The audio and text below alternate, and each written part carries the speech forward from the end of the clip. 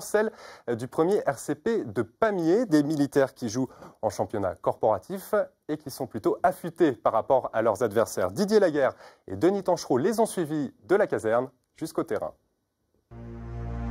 Quartier Beaumont à Pamiers, c'est le nid des Rapaces, le premier régiment de chasseurs parachutistes. Créé en 1943, le régiment a toujours relevé les défis que l'histoire, la grande, leur imposait, parfois au prix de lourds sacrifices.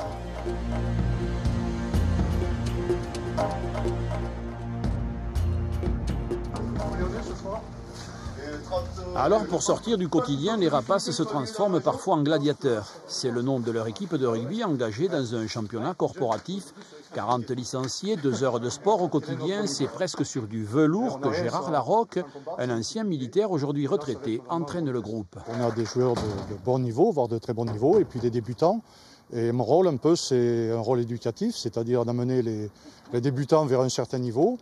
Et puis, comme il y a une très bonne ambiance entre eux, ils s'aident mutuellement, il n'y a pas de problème, et on obtient de bons résultats. Nous irons encore nous faire casser la gueule. Ce soir-là, ce sont des ingénieurs toulousains qui leur sont opposés, des ingénieurs qui n'évoluent pas tout à fait sur le même registre.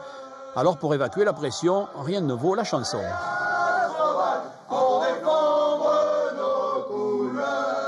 Alors nous on s'entraîne 2 fois par semaine, donc un entraînement par semaine à rugby contact et un entraînement par semaine au rugby qu'on appelle à la cocarde, donc au flag.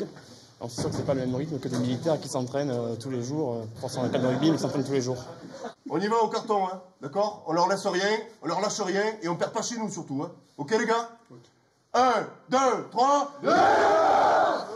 Et pour lier le tout, il faut un manager. Le major Spinella assume cette fonction. Il perpétue la tradition car le rugby a toujours été représenté au premier RCP. Seul le nom de baptême est plus récent. Le nom de gladiateur, eh bien, ça date de 2000 ou 2001, je crois, quand le film Gladiator est sorti. Et on se demandait quel nom on pourrait attribuer à notre équipe sans trop se prendre au sérieux. Et puis, ben, voilà, dans les vestiaires, on s'est dit Gladiator.